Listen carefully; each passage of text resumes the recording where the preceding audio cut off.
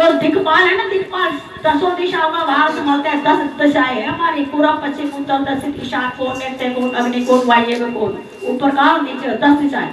ये 10 दिशाएं संभालने के लिए 10 है, और 10 दिक्पाल जिसमें से करोड़ों गुना बल तो जय विजय में है। तो इतना बल, इसलिए बच्चे पैदा हुए उनके यहाँ तो राक्षस पैदा हुए, तो इतना बल था उनके अंदर। तो जिसमें वराह भगवान पैदा हुए और छलांग मारी जल के अंदर पृथ्वी को निकालने के लिए, हिरणाक्ष ने देख लिया कोई कूदा जरूर, अरे कौन कूदा है, गुरगुरा के वो भी हिरणाक्ष के पीछे, आगे भगवान जा रहे हैं और पीछे पीछे हिरणाक्ष आ रहा है।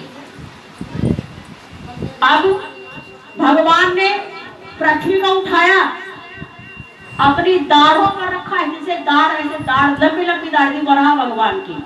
सुअर का रूप भगवान ने धारण किया। हमारे यहाँ सुअर में, कुएं में, कबूतर में, तोता में भगवान के बड़े बड़े अंश। हमारे यहाँ तो देव जितने सवारी है, कोई किसी की सवारी उल्लू है, किसी की मोर है, किसी की शेर है, और काली मैया की गधा है। हमारे यहाँ तो पशु इतना प्यार किया जाता है भगवान के द्वारा। बलवा के बिहारी तो इतने बड़े सुगर महाराज का रूप धारण किया भगवान ने, लंबी लंबी दाढ़ें, और जैसे हाथों में कोई गेंद उठाता है ऐसे दोनों दाढ़ों पर पृथ्वी माता को उठाए हुए वराह भगवान आ रहे हैं। बोल वराह भगवान की जय। अब इधर से गुरगुराता हुआ हिरणाक्ष आ रहा है, कह रहे कौन है तू, ये पृथ्वी है तो ये मेरी है, तूने कैसे दाढ़ पे उठाई। भगवान ने कहा अच्छा हमारे रास्ते का रोड़ा बनता है। भगवान ने कहा पहले पृथ्वी को टिका दूं फिर तुझे बताता हूँ। तो पृथ्वी के उसके जल के ऊपर पृथ्वी को टिका दी। आज भी पृथ्वी जल के ऊपर ही टिकी। हमारे शास्त्र में एक एक रत्ती बात सत्य है। बोलवा के बिहारी जल के ऊपर भगवान ने टिका दिया। आज भी उस जल के ऊपर पृथ्वी टिकी हुई है। एक भाग ऊपर पृथ्वी का, 3 भाग पानी के अंदर है। अब वरा भगवान कहेगा अब आ जा मेरे सामने, और हिरणाक्ष गदा लेकर के भगवान को मारने के लिए दौड़ा। इधर वरा भगवान ने भी अपनी गदा धारण की और दोनों में युद्ध हो गया। कैसे? दे दनादन सोटा बाजे वारा हनका, दे दनादन सोटा बाजे वारा हनका, दे दनादन सोटा बाजे वारा हनका, दे दनादन सोटा बाजे वारा हनका, वारा हनका, वारा हनका नारायण का रे, वारा हनका, वारा हनका नारायण का रे, दे दनादन सोटा बाजे वारा हनका, दे दनादन सोटा बाजे वारा हनका, दे दनादन सोटा बाजे वारा हनका, दे दनादन सोटा बाजे वारा हनका। किसी को क्रोध चढ़ आया, हिरणायक को क्रोध चढ़ आया, लेके गदा मारन को आया, लेके गदा मारन को आया। त्रिलोकी के नाथ का तो माथा ठनका, त्रिलोकी के नाथ का तो माथा ठनका, दे दनादन सोटा बाजे नारायण का, दे दनादन सोटा बाजे नारायण का, नारायण का, नारायण का, नारायण का रे, नारायण का, नारायण का, नारायण का रे, दे दनादन सोटा बाजे नारायण का, दे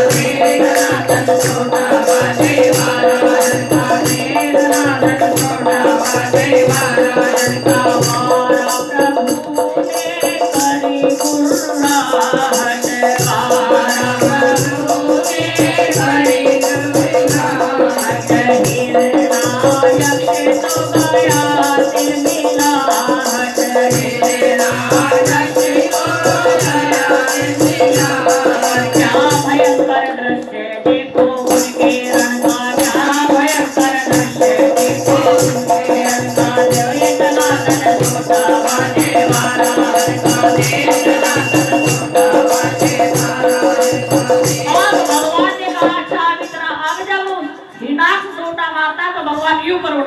भगवान के 1 इंच भी स्पर्श नहीं कर सका।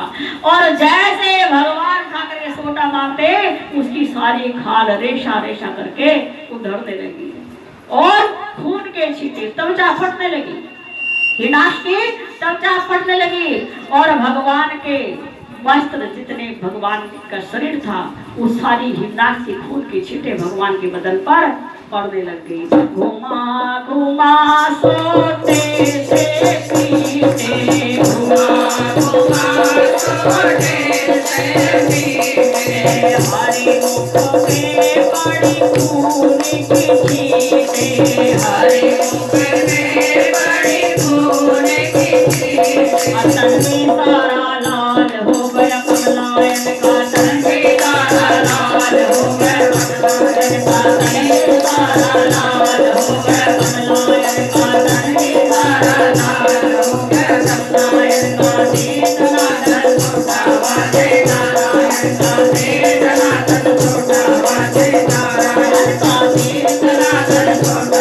वाजे नारायण का, देना तन छोटा वाजे नारायण का, प्राण पखेरु उसके उड़ाए, प्राण पखेरु उसके उड़ाए, गगन में धुंधली बजाए, देव गगन में धुंधली बजाए, शिव शंकर भी गान करे नारायण का, शिव शंकर भी गान करे नारायण का, देना तन छोटा वाजे नारायण का, देना तन छोटा वाजे नारायण का, नारायण का, नारायण का, नारायण का, नारायण का, नारायण का, देना तन छोटा वाजे नारायण का, देना तन छोटा वाजे नारायण का, देना तन छोटा वाजे नारायण का, देना तन छोटा वाजे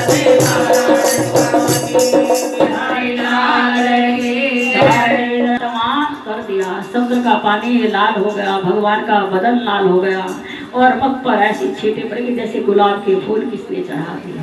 शंकर भगवान स्तुति करने के लिए आए, भगवान के चरण कमलों की स्तुति की, ब्रह्मा जी आए चरण कमलों की स्तुति की। भगवान आपका ये वराह शरीर देदीप्यमान है, अमित तेज भरा हुआ है, आपने इस पृथ्वी का उद्धार किया, रसातल से निकाल के लाए हो।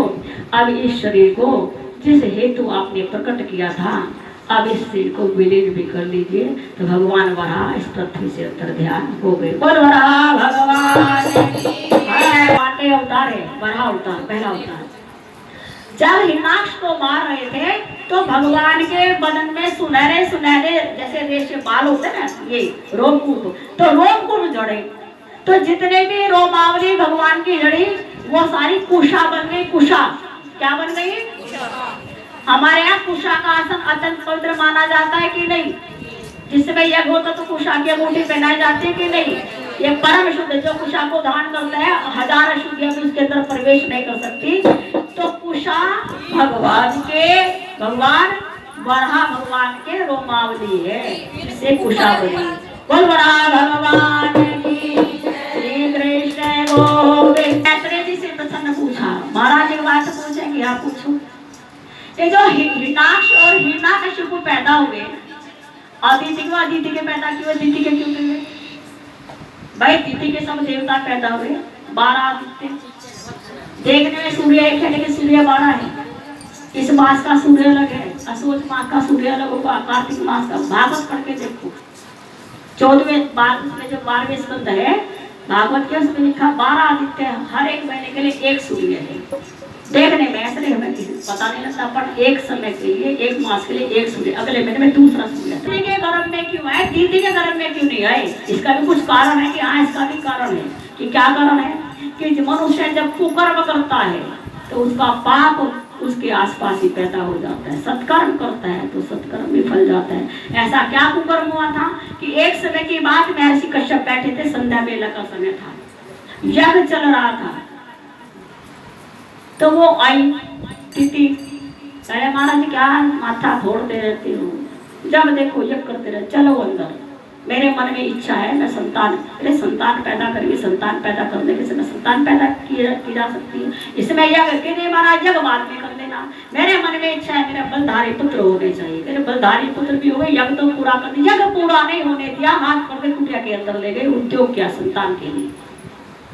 तो उसके बाद महर्षि कश्यप ने कहा तूने सुकृत के समय दुष्कर्म किया है, वासना के चक्कर में पड़ गई, जा तेरे यहाँ राक्षस पैदा होंगे, तेरे यहाँ सतवंती संतान पैदा हो नहीं सकती, दुष्ट बालक पैदा होंगे। दुष्कर्म किया है, दुष्कर्म क्या है तो कभी भी संतान होती हो कर लो। कहना नहीं, ये संध्या वेला का समय है, संध्या वेला के समय ना तो अन्न खाया करते, ना सिलाई करा करते, ना कढ़ाई किया करते। हमारे तो संध्या वेले में झाड़ू में लगाते, क्यों? भगवान शंकर, आप देखो भगवान शिवलिंग को जल चढ़ता है संध्या वेला में नहीं चढ़ता, क्यों? वो भगवान के साज श्रृंगार का समय होता है। भगवान महादेव 64 योगिनियों का लश्कर लेकर के भगवान के साथ ब्रह्मांड का चक्कर काटा करते गोधूलि के समय। उस समय यदि ग्रस्त का काम करते हुए मिलता है तो भगवान अप्रसन्न हो जाते हैं। जो पूजा यज्ञ याग आदि करते हैं आशीर्वाद दिया करते हैं। तो वो यज्ञ का समय था, आरती बच्चन का समय था, संध्या वेला का समय था। उस समय पर उसने संतान पैदा करने के लिए पति के साथ संयोग किया, तो जा तेरे दुष्ट संतान पैदा होगी और तेरे नाक में दम करेगी। क्षमा मांगी, क्या करो? वरदान दो। पहले वरदान नहीं मिलेगा जब तक तू सही राह पे नहीं आएगी। कहे अच्छा बहुत अच्छे से पुण्य कम करोगे, करोगे ठीक है, तेरे पोता जरूर एक सतवंत हो जाएगा, भक्त पोता भक्त होगा, लेकिन जो बच्चे पैदा होंगे दुष्ट बालक पैदा होंगे। तो वो जो जय विजय को 3 जन्म तक श्राप देने की बात थी, वही जय विजय इस दीदी के गर्भ में। यदि हमारे कुल में कोई संतान, ये पंखा बंद हो गया क्या? यदि संतान दुराचारी है तो हमारा कोई दुष्कर्म या हमारा या हमारे बाप का या हमारे बड़बाप का को नहीं, देखो हमारे दुष्कर्म हमारे संतान के अंदर भी आ जाते हैं। खानदान में दुख सुख भोगा जाता है। एक लड़की गलत पैदा हो जाए, खानदान पूरा खानदान को कलंकित कर देती है। एक बच्चा पैदा पूरे खानदान का उद्धार कर देता है।